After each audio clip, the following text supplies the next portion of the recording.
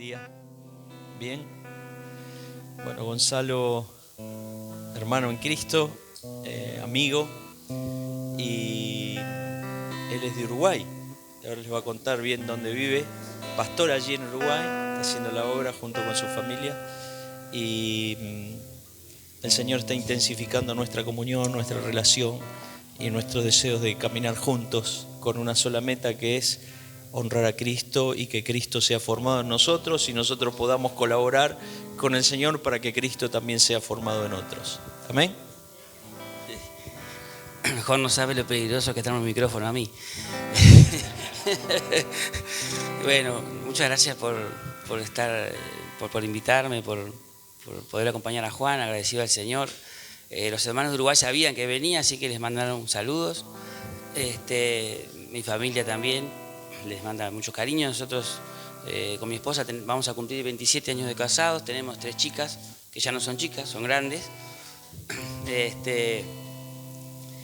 Y no sé, alegre de estar disfrutando de la multiforme gracia de Dios, porque la gracia de Dios es así, dice Pablo que es de muchas formas, y esa palabra que él usa dice que es de muchos colores, tiene muchos matices, y la verdad que yo me alegro de estar acá disfrutando, viendo la gracia de Cristo en la vida de ustedes. Como le dije, era peligroso, pero esta mañana me levanté con un pensamiento en el corazón, y el hermano estaba compartiendo algunas cosas y lo quiero hacer bien breve, eso es lo más difícil de todo. Pero Jesús en Mateo 5:8, él está hablando de las bienaventuranzas. Las bienaventuranzas para nosotros, por lo menos para mí, mucho tiempo fueron cosas que estaban adelante, ¿no? Bienaventurados los que lloran porque algún día van a recibir consolación, los pobres porque algún día... Pero Jesús en la bienaventuranza no está hablando de algo a futuro ni algo a alcanzar, está describiendo las características que tienen sus discípulos. Dice, de estas personas que son así, a ellos les pertenece el reino de los cielos.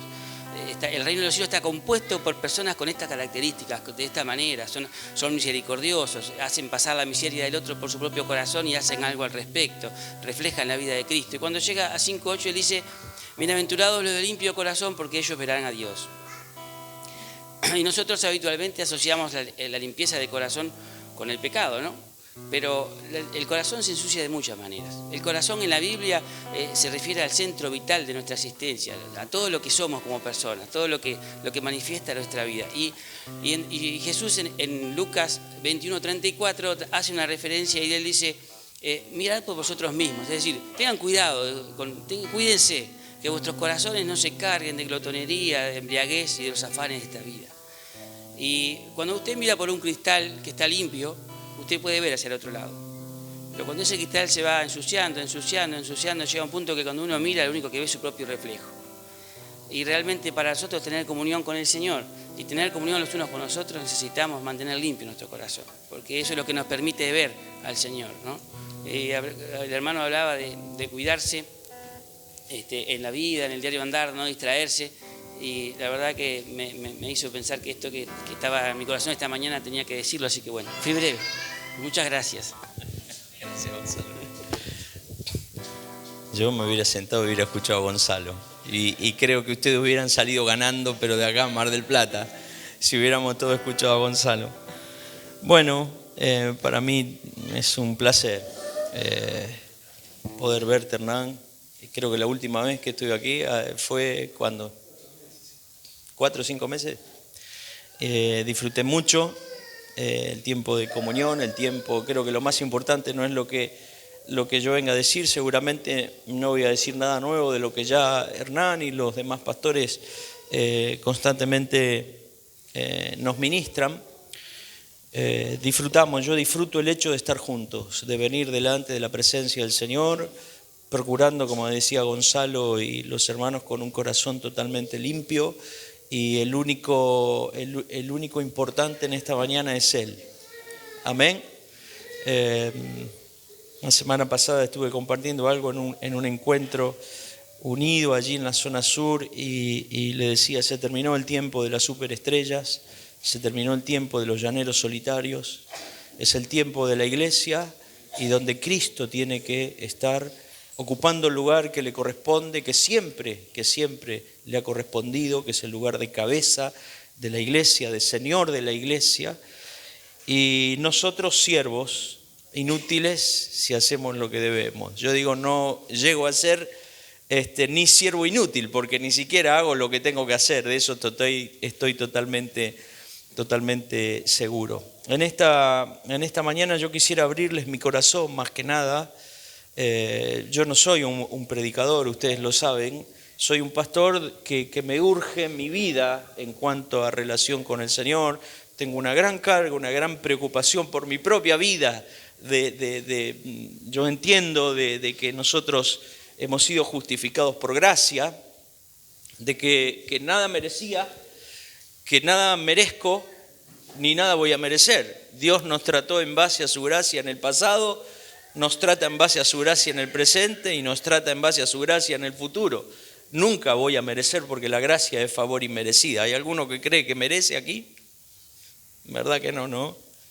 Es gracia, todo lo que recibimos es gracia, no solamente nuestra comunión, nuestra relación, el estar en el reino, el estar insertados en la familia de Dios, sino que todo es gratuidad, todo es regalo, todo es gracia, nada merezco, desde lo más chiquitito hasta lo más grande, aún de aquellas cosas materiales que Dios ha puesto en nuestras manos, todo es gracia, es regalo, es gratuidad, nada merecemos. Nos hace bien, por lo menos a mí me hace bien, de tanto en tanto no, muy seguido me hace bien tomar conciencia de esto. ¿Por qué me hace bien tomar conciencia de esto? Porque la palabra de Dios dice que al que mucho se le perdona, mucho ama. Y si yo no tomo conciencia cada día de la gracia del Señor y de cuánto se me ha perdonado, que yo no tenía ninguna posibilidad, igual que vos, de poder resolver este tema del pecado, y que solamente ha sido por gracia y a través de la persona de Cristo y mediante la fe podemos apropiarnos de esto que Dios nos ha dado y que es tan grande. Yo creo que nuestra mente natural no puede comprender la grandeza de este plan de salvación, donde el Padre ideó un plan de salvación, el Hijo vino a este mundo, se despojó, se humilló, se hizo hombre, se hizo siervo, fue a la cruz, cargó con todos mis pecados, con los tuyos, con mis maldades, sufrió el desamparo del Padre y el castigo del Padre como consecuencia del pecado, porque el Padre no pasó por alto el pecado, sino que el castigo de nuestra paz fue sobre Él. Y resucitó al tercer día, venciendo la muerte y al que tenía el imperio de la muerte, librándonos de la esclavitud del pecado. Es tremendo, es tremendo. Al que mucho se le perdona, mucho ama. Si yo no tomo conciencia de todo lo que se me ha perdonado, corro el riesgo de vivir un evangelio muy chato, porque nuestro amor al Señor es proporcional a la conciencia que yo tenga de cuánto se me ha perdonado. Amén. Parece un trabalengua. Nuestro amor a Dios es proporcional a la conciencia que yo tenga de cuánto me ha perdonado. Si yo creo que soy un buen tipo y que no me perdono mucho, porque la verdad yo nunca hice nada malo, siempre amé a mi esposa, le di de comer, cobraba y le daba el sobre para que lo administre ella, siempre traté bien a mis hijos. Bueno, la palabra de Dios dice que no hay justo ni aun uno, y cuanto todos pecamos, estamos destituidos de la gloria de Dios. Y yo quiero tener una conciencia constante y continua de la gracia del Señor y de cuánto me ha perdonado, porque esto me ubica delante de Dios, me ayuda a no estar desubicado. Y nuestro amor al Señor es proporcional a la conciencia que yo tenga de cuánto el Señor me ha perdonado. Amén.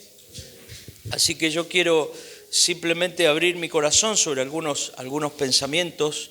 Y quisiera que nos pongamos de acuerdo en algo antes de poder abrir la palabra y poderles abrir mi corazón. Les decía, yo no soy un predicador, soy un pastor que me ocupa mi vida.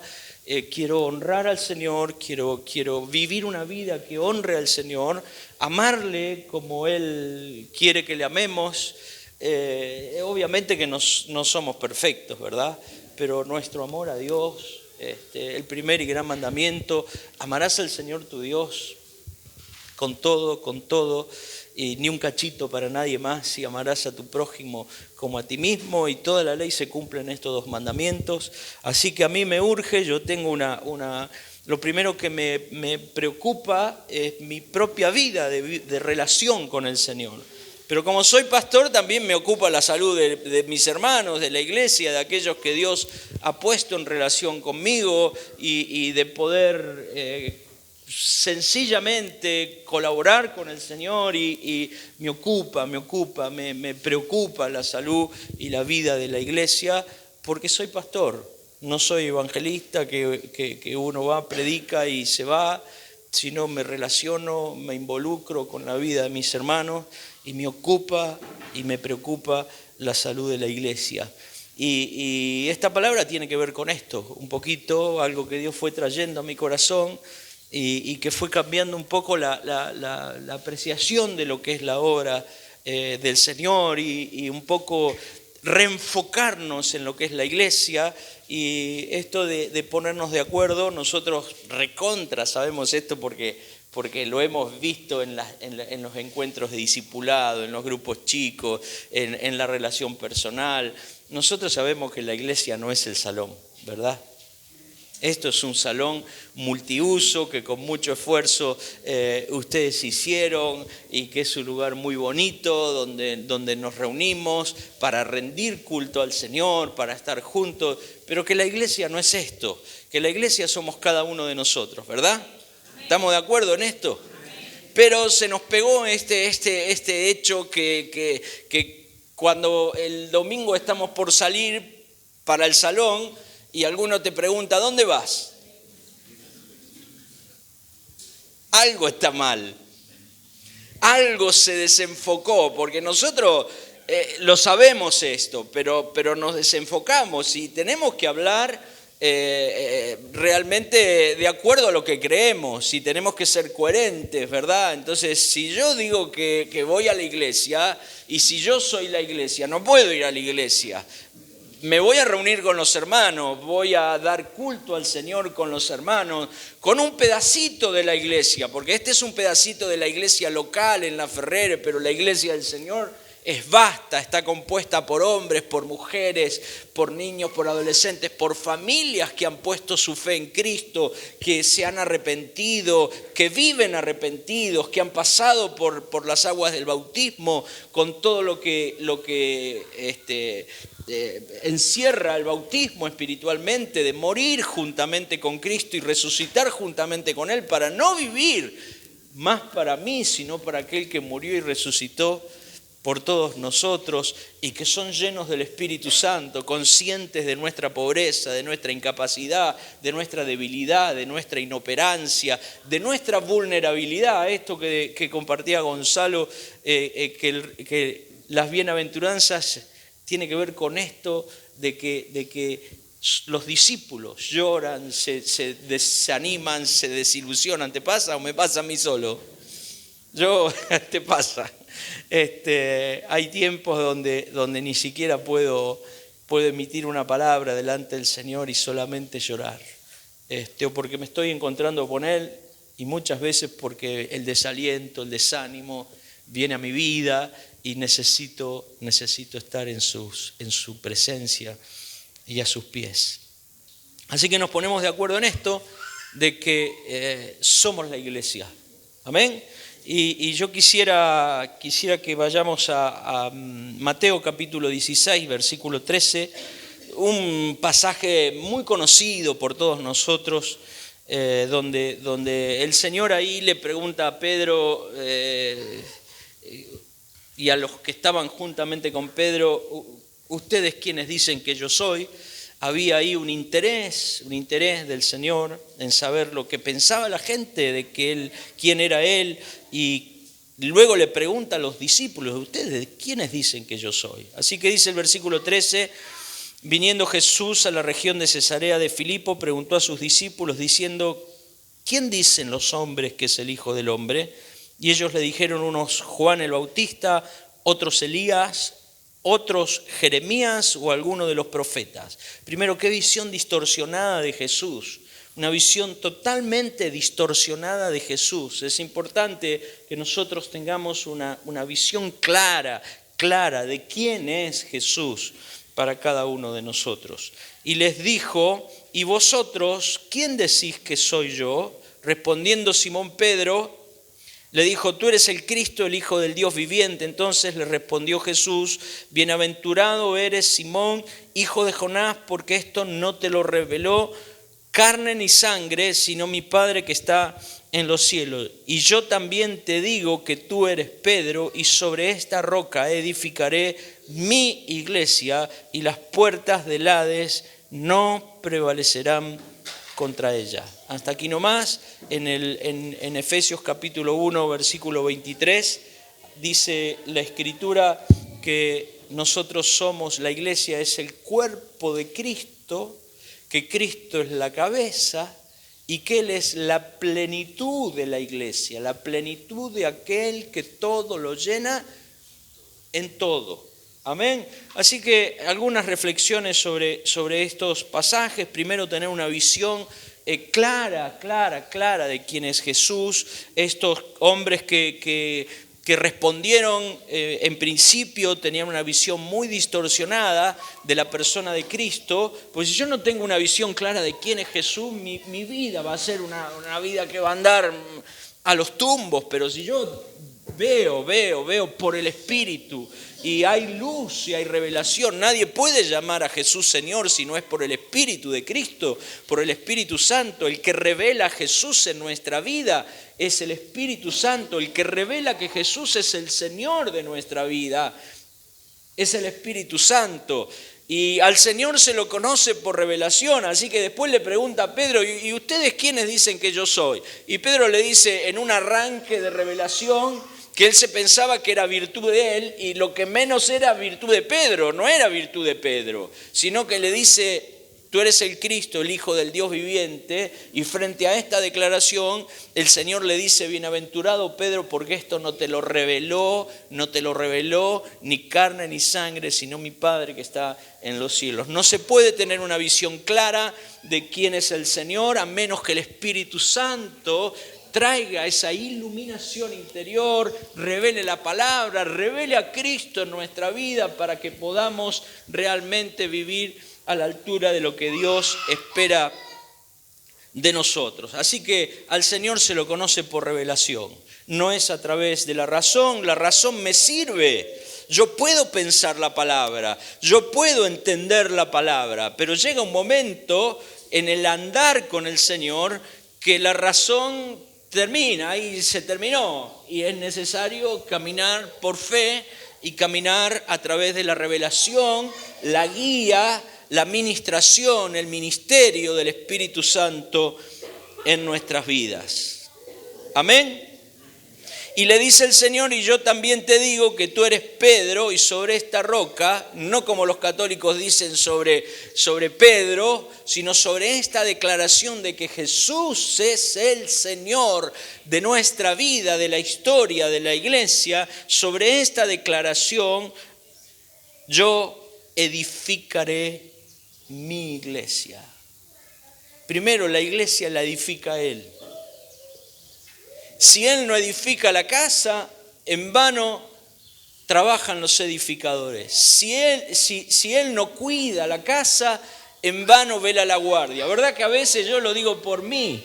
Porque Dios está dándome vuelta como una media en un montón de cosas que uno tenía metida adentro, que se cree que uno es el que vela por la iglesia, que uno es el que cuida de la iglesia. Solamente Él es aquel que puede cuidar bien de su pueblo. Y solamente Él edifica la iglesia.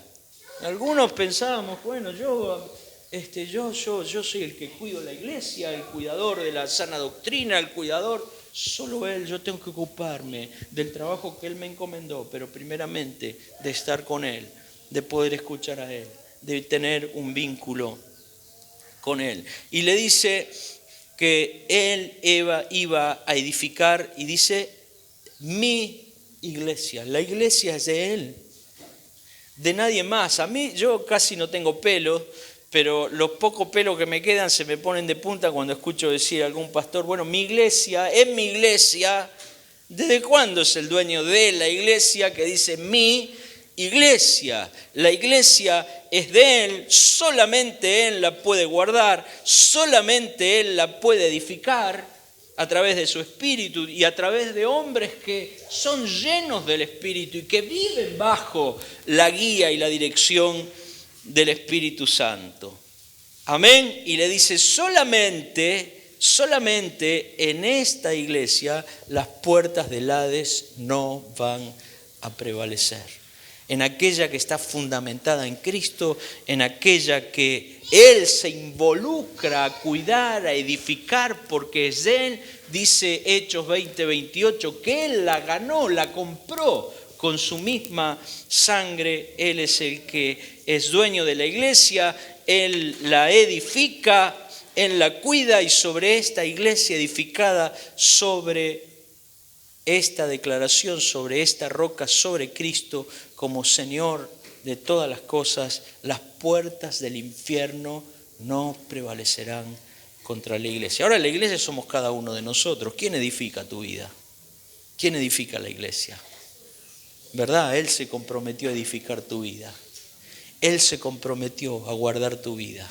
Él se comprometió a que las puertas del Hades no prevalezcan contra tu vida si nuestra vida está fundamentada en Jesucristo.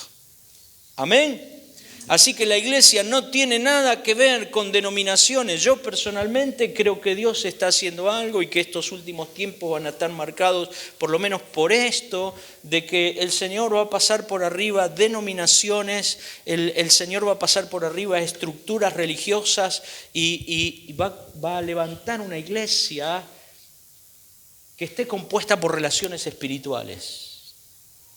¿Verdad? Yo nunca estuve en el corazón de Gonzalo, ni Gonzalo estuvo en el corazón mío, pero los dos estábamos en el corazón de Dios. Como vos estás en el corazón de Dios y como en el corazón de Dios nos encontramos y nos va interrelacionando para formar una iglesia que no tenga nada que ver con estructuras religiosas, con denominaciones, sino que sean relaciones espirituales basadas en el amor y en el servicio mutuo, con el fin de honrar a Cristo, con el fin de extender el reino y con el fin de establecer el reino de Dios, que el reino de Dios llegue a todos que estén cerca nuestro.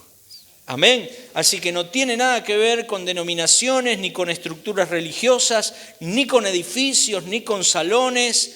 La iglesia somos nosotros y todos aquellos que hemos puesto nuestra fe en Cristo. Y que la fe nos llevó al arrepentimiento, a un cambio de actitud.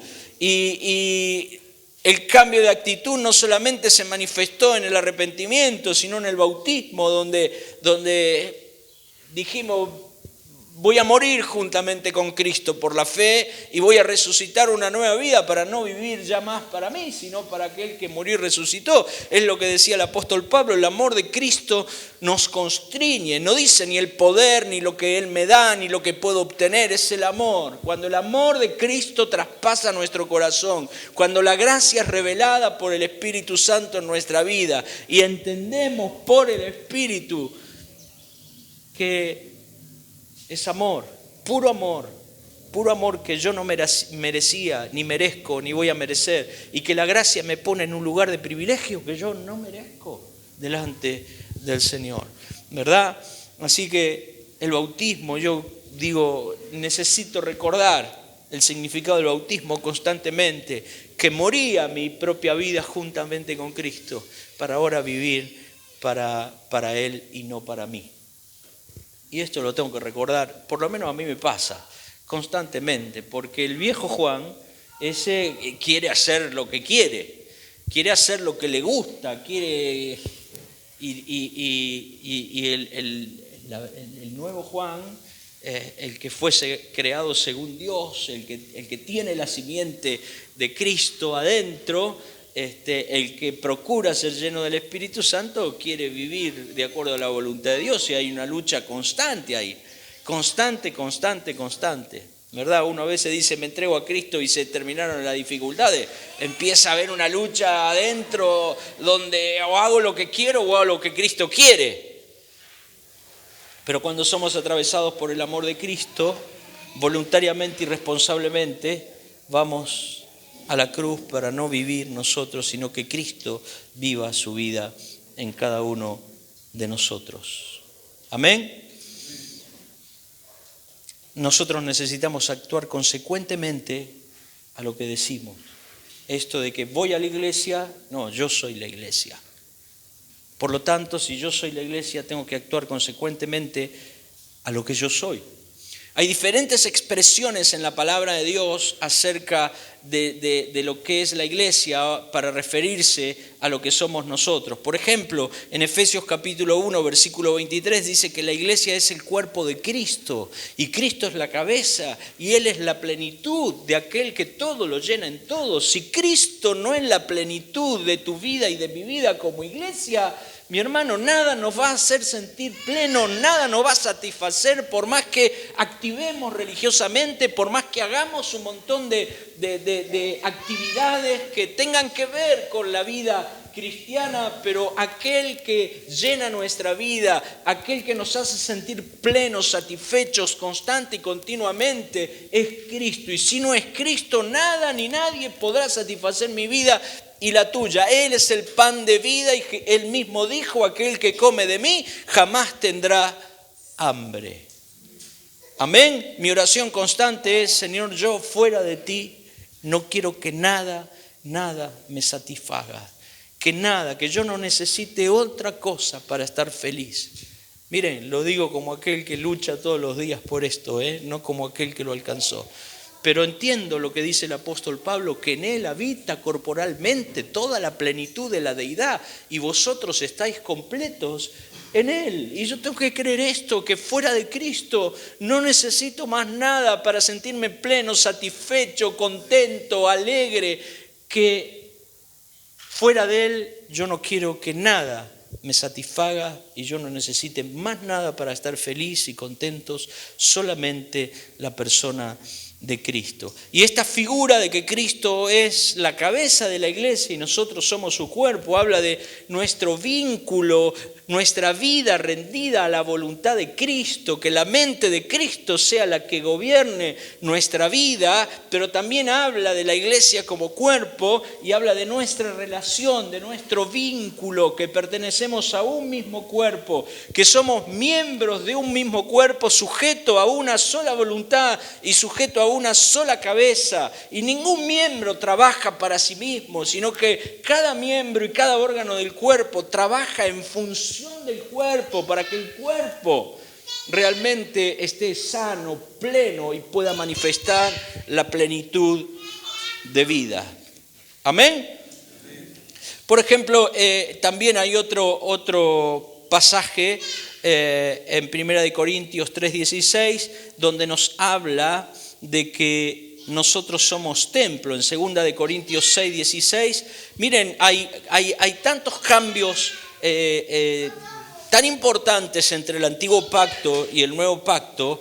Por ejemplo, uno de los cambios que hay entre el antiguo pacto y el nuevo pacto es que antes el pueblo del Señor tenía que ir al templo de Salomón, antes en el desierto al tabernáculo que Dios le había dicho a Moisés que levantara. Luego Salomón levantó un templo y el pueblo necesitaba ir al templo, pero cuando Cristo dio su vida en la cruz, el velo del templo se rasgó en dos y ahora dice que se abrió un camino nuevo y vivo a través de su carne y de su sangre para que todos podamos entrar a la misma presencia de Dios. Antes había un sacerdote, en el nuevo pacto hay un pueblo, una nación de reyes y de sacerdotes, todos sacerdotes, para poder entrar delante de Dios y para poder salir y poder ministrar de parte del Señor. Y dice que somos su templo. El Señor dice que no habita más en templo hechos de mano, sino que ahora nosotros somos templo de su Espíritu. Y eso habla de que Dios habita en cada uno de nosotros, que Dios habita entre nosotros. Donde 2 o 3 se reúnen en su nombre, Dios está en medio nuestro. Esto no tiene precio. Saber que puedo disfrutar de una relación, de la comunión con Él, las 24 horas del día, los 365 días del año, que Dios no habita más en templo hechos de mano, sino que nos transformó a nosotros en templo y habla de esta relación, de esta habitación de Dios en nosotros, con nosotros, sobre nosotros, en la persona del Espíritu Santo. Otra figura de la iglesia en Efesios capítulo 2, versículo 19, dice que ya no somos advenedizos ni extranjeros, sino que somos conciudadanos junto con todos los santos y miembros de la familia de Dios. Somos familia, según la palabra. Somos familia. Y la familia uno no la elige, ¿no? Ojalá pudiéramos elegir la familia no la elige, esta es la familia. Miren, por más difícil que sea mi familia, si el Señor viniera y me diría, mirá, te voy a sacar esta familia y te voy a poner otra mejor que esta. Yo le voy a decir, no, déjame esta es mi familia, esta es la que quiero, esta es la que amo, aún con todas las dificultades y con todos los problemas que tengo. Somos familia y habla de nuestra identidad, tenemos padre. Tenemos identidad, somos familia, tenemos hermanos, hay un sentido de pertenencia, pertenecemos a Cristo y como consecuencia somos parte de su pueblo, de su familia. Amén. Dice 1 de Timoteo 3:15, la iglesia es columna y baluarte de la verdad. Nosotros, amén. Columna y baluarte de la verdad. Tenemos que ser veraces, íntegros, estos que escuchábamos, de guardar nuestro corazón, de guardar nuestros pensamientos, de guardar nuestros sentimientos, de guardar nuestra vida completa y una santidad que afecte el espíritu, el alma y el cuerpo, porque somos columna y baluarte de la verdad. Personalmente creo que se abrió una gran brecha entre lo que nosotros, lo digo por mí, no por ninguno de ustedes, yo el primero, entre lo que sé, lo que prediqué y lo que vivo. Se abrió una gran brecha, porque no vivo a la altura de lo que predico, ni vivo a la altura de lo que enseño. Pero llega un tiempo donde se tiene que empezar a cerrar esa brecha, porque la iglesia fue motivo y es motivo de burla para el mundo, porque no hemos podido llegar a vivir a la altura de lo que Dios espera de cada uno de nosotros. Amén. Columna y baluarte de la verdad, veraces. Somos los que sostenemos la verdad. La verdad es innegociable. Compra la verdad y no la vendas. No la negocies bajo ningún punto de vista. Y la verdad para nosotros no es tampoco un cuerpo sistemático de enseñanza. La verdad no es doctrina solamente, la verdad es una persona. La verdad es Cristo. Y cuando Cristo tiene el gobierno y el control de tu vida y de mi vida, lo que pasa es que en nuestra vida comienzan a manifestarse rasgos de la persona de Cristo, y aquel que está cerca nuestro puede empezar a ver a Cristo. Amén.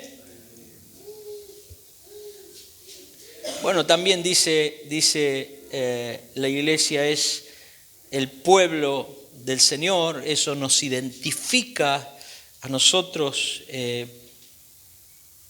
porque cada pueblo tiene su propia cultura, su propio idioma, su propia idiosincrasia. La palabra cultura significa conjuntos de rasgos y tradiciones, conocimientos que diferencian a un pueblo de otro. Que evidentemente tiene que haber una cultura en nuestra vida, que es la cultura de Cristo, del reino de los cielos, que tiene que manifestarse en nuestra vida.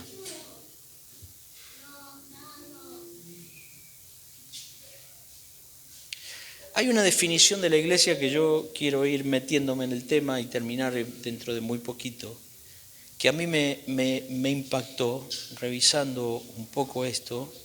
Hay una definición de la palabra eclesia en griego, iglesia, eclesia, que que está compuesta por una preposición ex, que significa fuera, y la palabra klesia, que se deriva del verbo kaleo, que significa llamado. O sea que esta definición significa los llamados fuera. Y a mí eso me encantó, más que las otras definiciones y que están en la Escritura, me gustan, las conozco, pero esta definición se me metió adentro. Eclesia, ex, fuera. Klesia, llamado. Los llamados fuera. Me gustó. Se me metió adentro del corazón y se me metió en la cabeza. Nosotros fuimos llamados a salir fuera de la potestad de las tinieblas para entrar al reino de su amado Hijo. Y nadie puede salir de las tinieblas si no es a través de Cristo y del sacrificio de Cristo. Él es la puerta, no hay manera. Fuimos llamados a salir fuera de la potestad de las tinieblas para vivir en el reino de los cielos, en una relación profunda, estable con la persona de nuestro Señor Jesucristo. Amén. Y uno sale de la potestad de las tinieblas a través de la fe, del arrepentimiento, del bautismo en agua, no como algo, como una fórmula que decir, bueno, esto, más esto, sino con una experiencia de fe que me lleva al arrepentimiento porque soy consciente de lo que soy. Miren, el nuevo nacimiento es un hecho puramente, netamente, exclusivamente espiritual.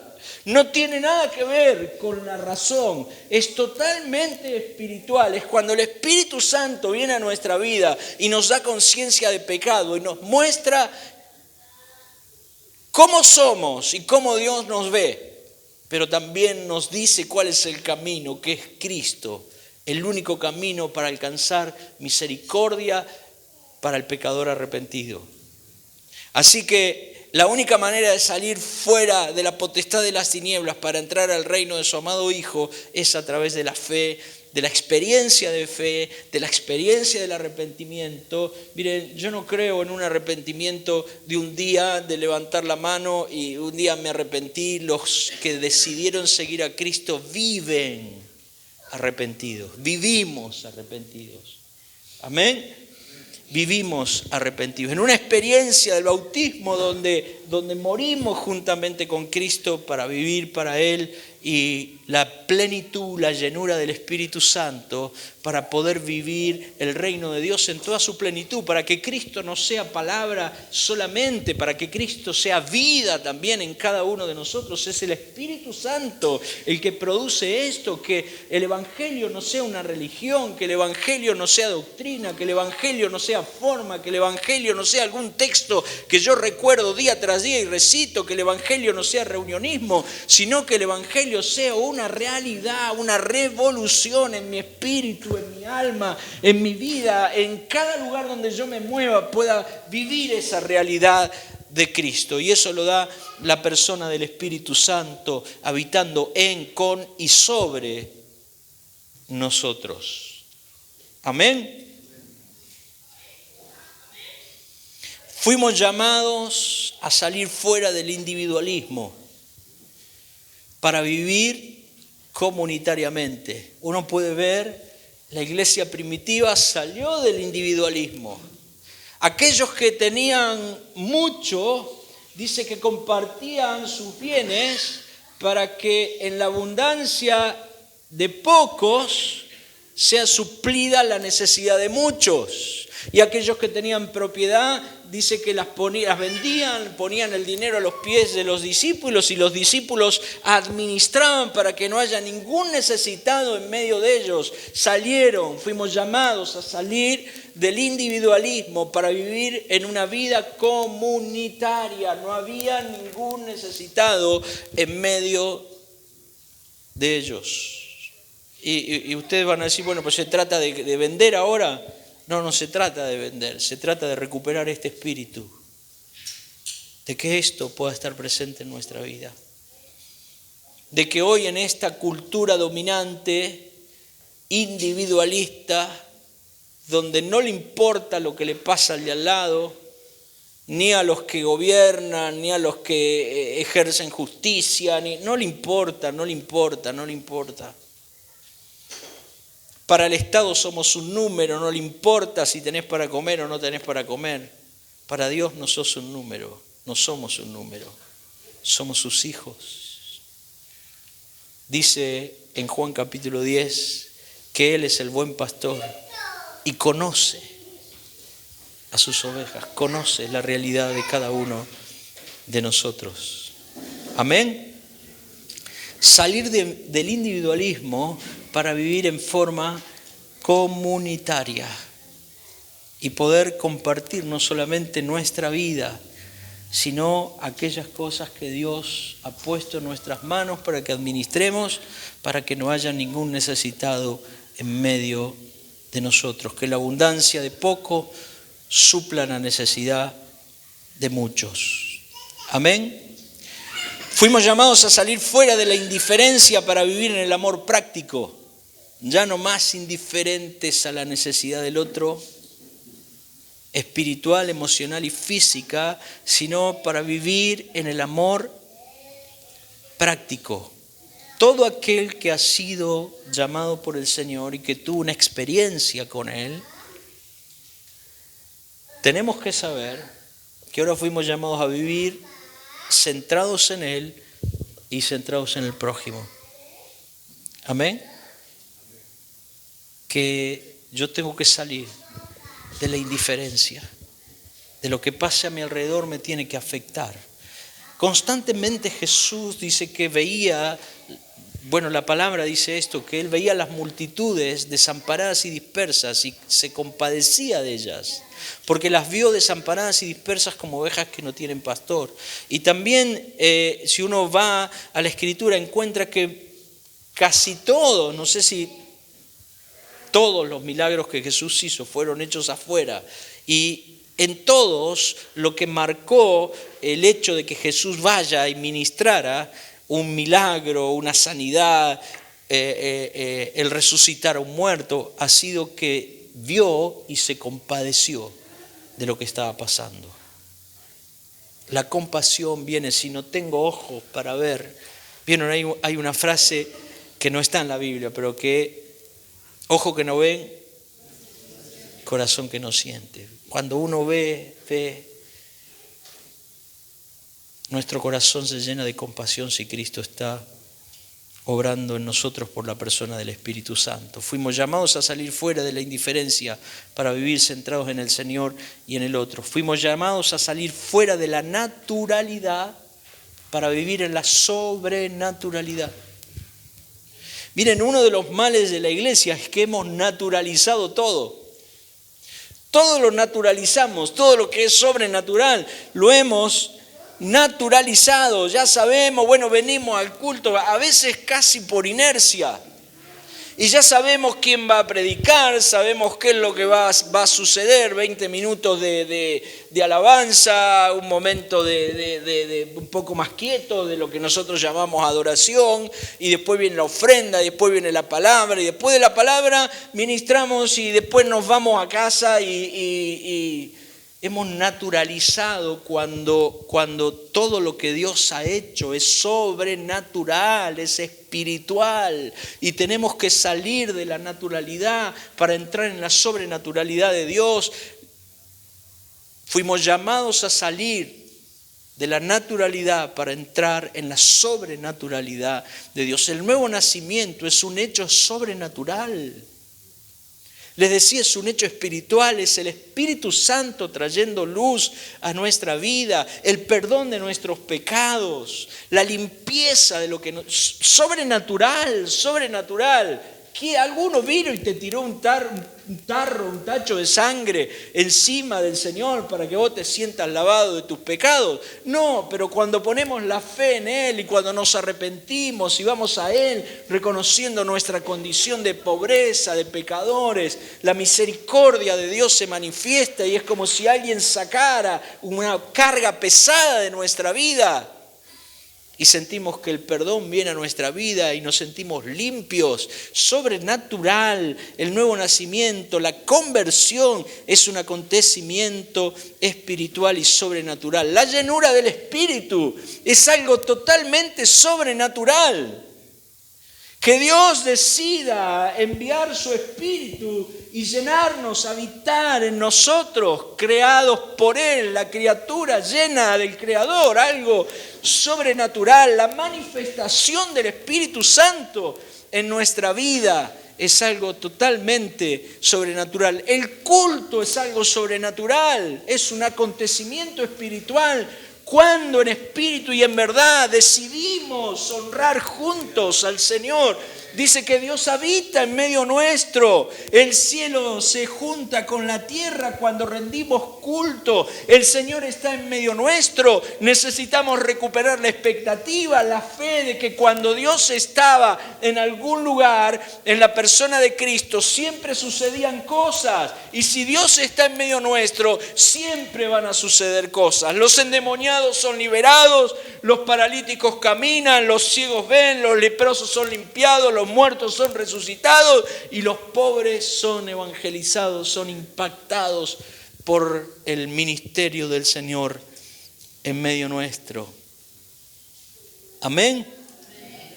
Se nos fueron otorgados o nos otorgaron recursos espirituales, sobrenaturales. La predicación del Evangelio es sobrenatural, es una locura. Que alguien pueda decir 2, 3, 4, 5 palabras bajo la unción del Espíritu y el Espíritu convencer de pecado y lo lleve al arrepentimiento y pueda reconocer, es sobrenatural. Se nos dieron recursos espirituales, la predicación del Evangelio es una locura, es un hecho pura y exclusivamente sobrenatural. Se nos otorgaron dones, carismas espirituales, poder, y recibiréis poder. No solamente para ministrar a los enfermos, resucitar muertos, sino para vivir el Evangelio del Reino. Se necesita poder, Si no hay ese poder, nos transformamos en religiosos. Pero se nos otorgaron recursos espirituales, dones, carismas, la imposición de manos. Se nos mandó a echar fuera demonios, a resucitar muertos, a limpiar leprosos, a sanar enfermos. La iglesia cristiana normal nace en el Espíritu, vive por el Espíritu y ministra en el poder del Espíritu. Amén.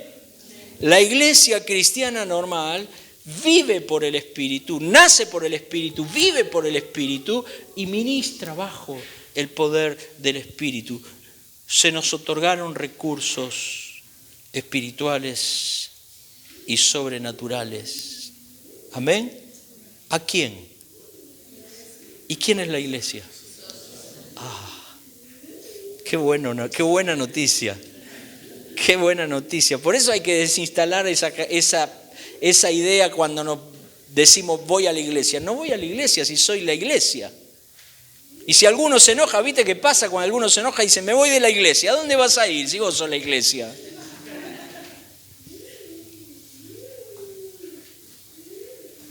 La iglesia no es un grupo de autoayuda, aunque ayuda, pero no es un grupo de autoayuda.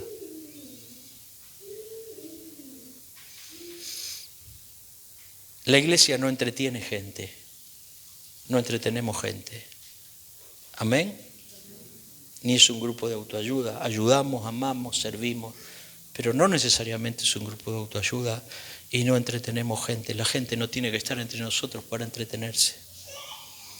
Miren, hay algo que a mí me llamó mucho la atención. Cuando uno va a Hechos capítulo 2, versículo 47, nosotros sabemos que Jesús no tenía templos, ¿verdad? No tenía salones. El ministerio de Jesús estaba en la calle. Y Jesús no tenía salones, los discípulos no tenían salones. Dice que se reunían todos los días en el templo, pero no en el templo para rendir culto con la idea que tenemos nosotros hoy, sino que estaban en un lugar donde estaba la gente y ahí estaban predicando el evangelio, imponiendo las manos, manifestándose el Señor a través de ellos, y se reunían por las casas y partían el pan con sencillez de corazón y tenían favor con todo el pueblo. Pero en Hechos capítulo 2, versículo 47 dice, y el Señor añadía a la iglesia cada día los que habrían de ser salvos. Ahora yo me pregunto, si no había salones, ¿dónde los añadía? Porque nosotros agarramos este texto y decimos, el Señor va a añadir a la iglesia los que han de ser salvos. Y no es verdad que vos te ponés a pensar que Dios va a meter adentro del salón, ¿sí o no? Toca decir amén a esto, porque a mí me pasaba esto, porque esto me abrió un poco más la cabeza. Cuando yo leía este texto, que el Señor iba a añadir a la iglesia los que habrían de ser salvos, pensaba que el Señor iba a meter dentro del salón a aquellos que el Señor quería meter. Ahora, si no había salones, ¿a dónde metía el Señor? ¿A dónde añadía a la iglesia? ¿A dónde? Si la iglesia somos nosotros y no había salones, ¿a dónde metía la gente? Que el Señor añadía, ¿a dónde? ¿A dónde la metía? ¿Cómo interpretamos esto? La metía en el corazón del otro, del hermano, del que era iglesia, del que había sido llamado a salir fuera. Le metía a otro en el corazón de esa persona, de ese que era parte de la iglesia, para que ese que es parte de la iglesia ame, se involucre, sirva, oriente, disipule, acompañe, sufra, llore con el que llora y se alegre con el que se alegra. Pero lo metía en el corazón de otros. Si no hay lugar en tu corazón y en mi corazón para que Dios meta una persona en la cual yo me pueda involucrar, volvemos otra vez al principio, la iglesia somos nosotros. Si no hay lugar en mi corazón y no hay lugar en tu corazón para que Dios meta una persona y vos te puedas involucrar amando, sirviendo, acompañando, discipulando, siendo ejemplo, no hay lugar en nuestros salones. Dios no va a añadir gente a nuestros salones si primeramente no hay lugar en nuestros corazones para que Dios meta gente que amemos y nos involucremos con ellos. Amén. De repente, en el día de Pentecostés, después que Pedro predica, lleno del Espíritu Santo, el Señor añade a la iglesia 3.000. Así que metió 3.000 adentro del corazón de 120. Imagínense, yo a veces me pongo a pensar, si el Señor manda 50 todos juntos, ¿quién lo va a atender? ¿Quién lo va a cuidar? ¿Quién lo va a discipular? Uno no puede, Hernán solo no puede, yo solo no puedo, Rubén no puede. Dijimos que se terminó el tiempo de los llaneros solitarios y el tiempo de las superestrellas, que es el tiempo de la iglesia, donde Dios va a levantar un pueblo libre de estructuras religiosas, pero hombres y mujeres llenos del Espíritu. Metió 3.000 en el corazón de 120. ¿Y cómo habrán tenido que vivir esos 120? Miren que en un momento llegan los discípulos y dicen, nosotros no podemos dejar la oración y la palabra para dedicarnos a servir las mesas. Porque había un montón de gente necesitada porque no daban abasto. Porque los revolucionó, les cambió la vida, porque estaban todos sirviendo, trabajando, aún los apóstoles, y dijeron, nosotros no podemos dejar la oración y la palabra para servir la distribución diaria de alimentos. Escojamos diáconos de buen testimonio, solo para servir las mesas. A mí siempre me impacta esto. Para servir las mesas de buen testimonio, llenos de sabiduría y llenos del Espíritu Santo. Qué tremendo, pero Dios mete 3.000 en el corazón de 120. Cuando uno va a Hechos capítulo 8, y encuentra a Felipe en un gran avivamiento en Samaria, donde había señales y prodigios y había gente que recibía al Señor y era impactada. De repente el Señor lo saca a Felipe del avivamiento en Samaria y lo lleva al desierto.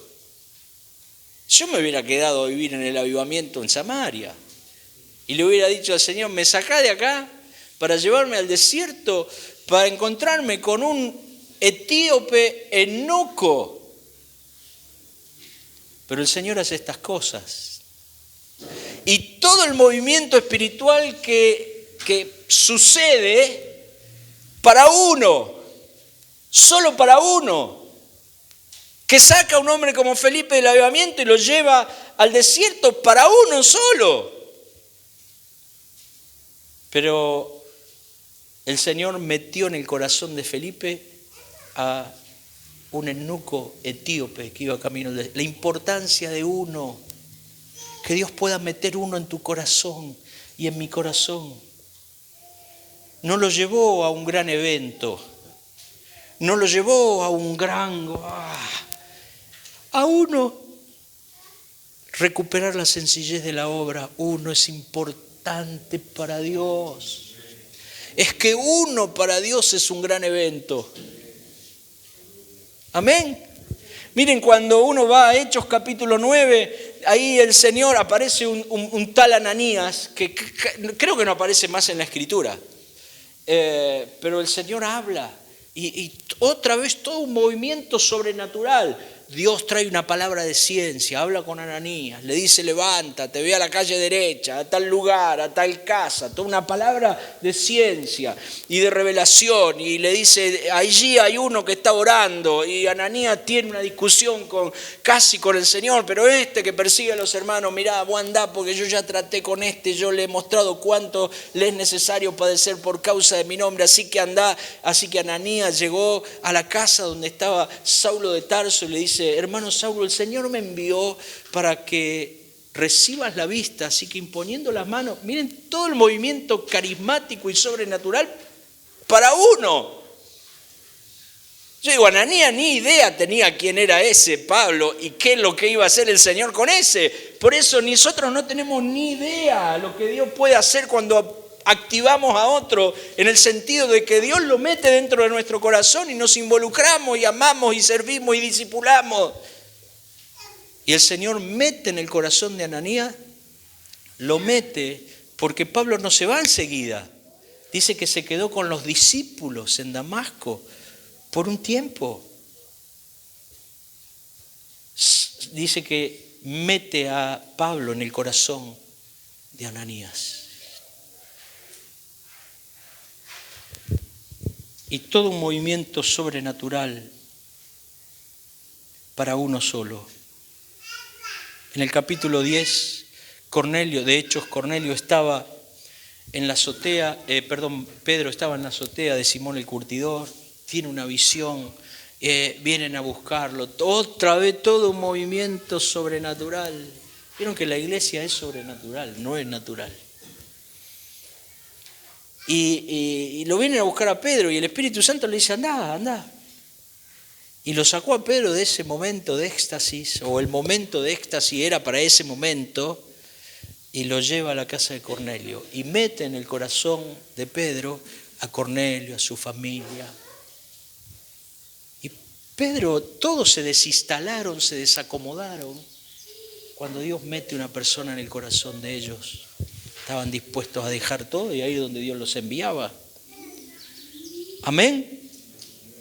Si no hay lugar en nuestro corazón, si el Señor no puede añadir a nuestro corazón una persona, no podrá añadir gente a nuestros salones. Amén. Porque nosotros somos la iglesia. ¿Y por qué le añadía a la iglesia cada día los que habrían de ser salvos? Y lo metía en el corazón de su pueblo. Por eso no se trata de cuánta gente, miren, esto yo lo entendí así, porque entendí que el Señor me dijo esto, no se trata de cuánta gente vos puedas meter adentro del salón, Se trata de cuánta gente está bendiciendo, ministrando, compartiendo el evangelio, con cuántos matrimonios te involucraste, llevaste el reino de los cielos, ayudaste a que sean restaurados. Nosotros pensamos solamente, no, se trata de cuánto estamos influenciando afuera, cuánto estamos bendiciendo, cuánto estamos amando, cuánto estamos sirviendo, cuánto estamos colaborando con el Señor para que otros le conozcan. Amén.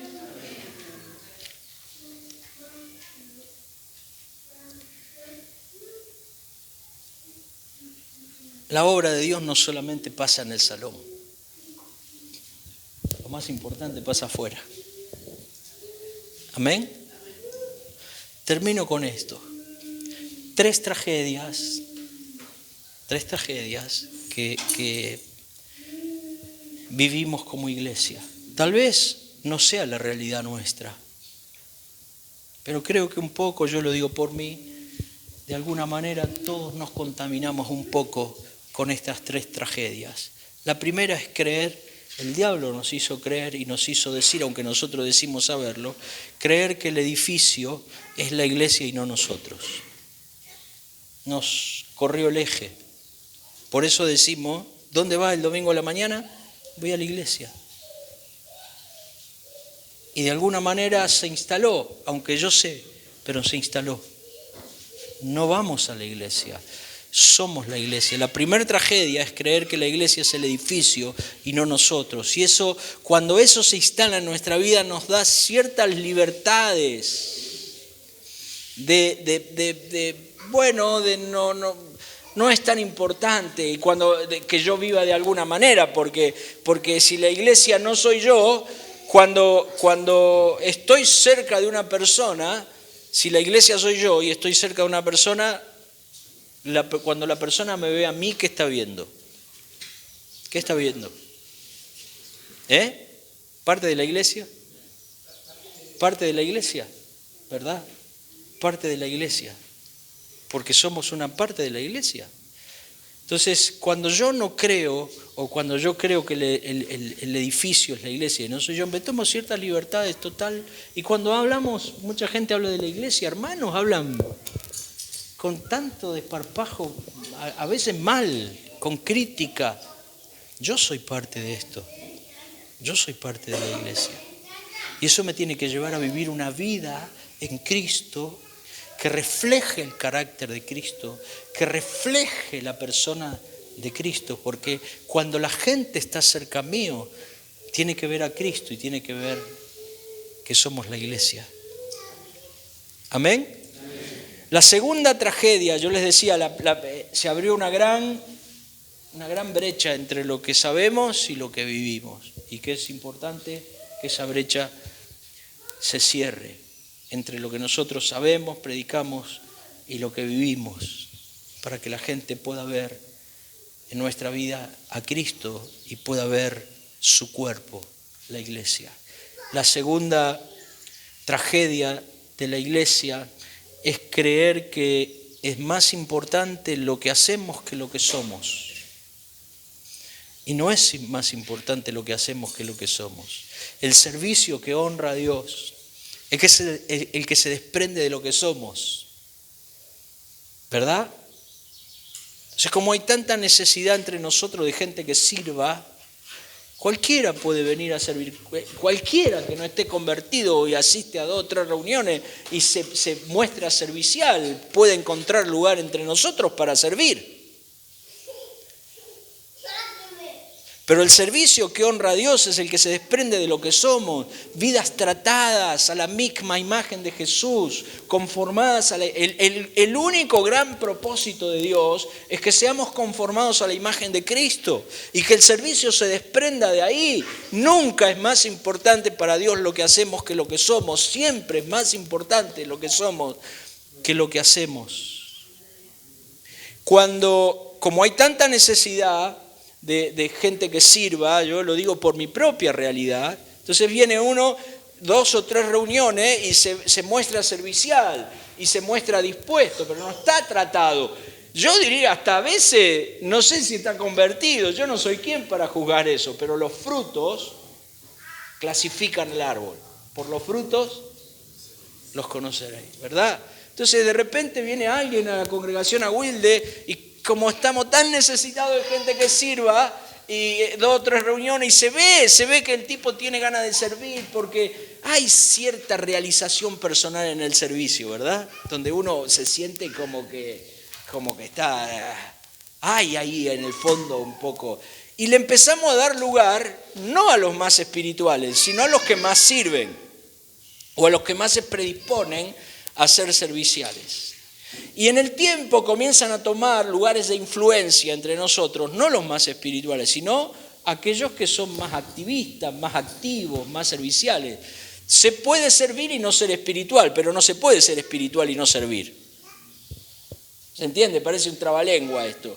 Porque aquel que es espiritual entiende, porque está en el proceso de ser transformado a la imagen de Cristo y sabe que el modelo agarró la toalla, se la ciñó en la cintura, lavó de los pies de los discípulos, le dijo, ejemplo les doy para que ustedes hagan lo mismo. Yo no estoy entre ustedes para ser servido, sino vine para servir. Y el discípulo no es mayor que el maestro. Y dejó un modelo, un ejemplo a seguir, un modelo. Entonces cuando empiezan a tomar lugares en la congregación, con el tiempo, los que más sirven, pero no los más espirituales, a la corta o a la larga, tenemos problemas. Porque no es una persona tratada, conformada a la imagen de Cristo, no está en el proceso. ¿Se entiende lo que digo? Y cuando hablaba de esto me preguntó un hermano, un matrimonio, ¿y quiénes son los espirituales? Los que están en el proceso. Los que están en el proceso, los que aman la cruz, los que resuelven los problemas interpersonales como Cristo los resolvió, no matando, muriendo. Los que aman, los que están revestidos de humildad, los que han integrado a su vida lo que Cristo dijo, aprendan de mí que soy manso y humilde de corazón y hallaréis descanso en vuestras almas. Los que son mansos y humildes de corazón, digo algo cortito y ya termino. Si Jesús dijo, aprendan de mí que soy manso y humilde de corazón, es porque había una humildad que no era de corazón. Es que nosotros aprendimos qué decir y cómo actuar para parecer humilde, ¿o no? ¿Verdad? Pero aquel que es verdaderamente humilde de corazón, vive quebrantado, humillado, no le interesa otra cosa más que ser conformado a la imagen de Cristo. Y esos son los que tienen que tener lugares entre nosotros, los que comunican a Cristo, no con este solamente, sino con la vida todo el tiempo. Amén. Termino. Tercera tragedia de la iglesia. Yo sé que no pasa entre nosotros, pero se ha transformado la iglesia en un lugar de entretenimiento religioso, donde la gente tiene que sentirse bien, tiene que sentirse cómoda. Amamos a la gente, servimos a la gente, porque amamos a Cristo en la gente y servimos a Cristo en la gente y vemos a Cristo en el necesitado. Amén. Cuando lo importante es tratar de juntar la más cantidad posible de gente, todos nuestros programas van a estar dirigidos ahí. Vamos a hacer entretenimiento para que la gente se sienta cómoda, se sienta bien, no se vaya, no sea transformada. El entretenimiento religioso adormece la conciencia de pecado. Y todos nuestros programas empiezan a ser para entretener gente. Y la verdad yo no estoy tan seguro si la gente tiene que sentirse bien cuando está entre nosotros. Tiene que sentirse incómoda. Cuando hablamos de la cruz, con gracia, ¿no? Con gracia. Porque hay algo que me había mandado Gonzalo en estos días, que en Cristo estaba toda la gracia y toda la verdad. Es junto. No es verdad sin gracia, ni gracia sin verdad, sino que van las dos juntas. Cristo estaba lleno de gracia y de verdad. Y no sé si tiene que sentirse también, tendría que sentirse incómoda porque hay un pueblo que vive en santidad, un pueblo que honra a Cristo, un pueblo que el Espíritu Santo habita entre nosotros y está todo el tiempo convenciendo de pecado, juicio y justicia. Y la gente tendría que sentirse alertada, conmovida por lo menos cuando está entre nosotros. El entretenimiento religioso mata la conciencia de pecado. No hay arrepentimiento, no hay conversión, no hay transformación, no hay ningún vestigio de nuevo nacimiento, ni de nueva vida espiritual, ni de la llenura del Espíritu Santo que debe reflejar en cada uno de nosotros el carácter de Cristo. Y si no hay evidencia de nueva vida, si no hay evidencias de resurrección, si no hay evidencias de arrepentimiento, no hay nada que disipular, porque esa persona está muerta. Como dice el Señor, en nuestros delitos y pecados. Y a veces nos pasamos el tiempo discipulando gente que no tiene vestigio de vida nueva. No hay arrepentimiento, no hay cambio de actitud. Amén. Hechos capítulo 4 dice que los discípulos oran al Señor porque son amenazados. Y parte de la oración dice: Señor, concédenos que prediquemos la palabra con denuedo mientras tú extiendes tu mano con todo tipo de señales, prodigios y maravillas. ¿Saben qué significa la palabra denuedo? Sin nudo. Sin nudo. Sin nudo. Señor, que no haya nudos en nosotros. Que no haya ataduras, que no haya ligaduras, que no haya rollos. Que no haya galletas, se usa todavía la palabra, que yo era chico y iba a levantar un barrilete, Rubén se acuerda, se hacía una galleta con el hilo, era un problemón, y comprar un ovillo de hilo salía un ojo de la cara, no es como ahora. Que no haya galleta, que no haya nudo, que no haya enredo. Y yo me doy cuenta por mi propia vida de que estoy lleno de nudos. Hay ataduras de todo tipo, hay nudos de todo tipo que no me dejan, me impide, o por lo menos impide un fluir genuino del Espíritu Santo. Ataduras en el plano económico, con toda esta situación difícil que vivimos todos nosotros, nos tuvieron con los ojos puestos no en Jesús, sino con los ojos puestos en el dólar todo este tiempo, ¿verdad? Y todos estábamos pendientes si el dólar sube, si el dólar baja, y qué hacemos, si esto, y si...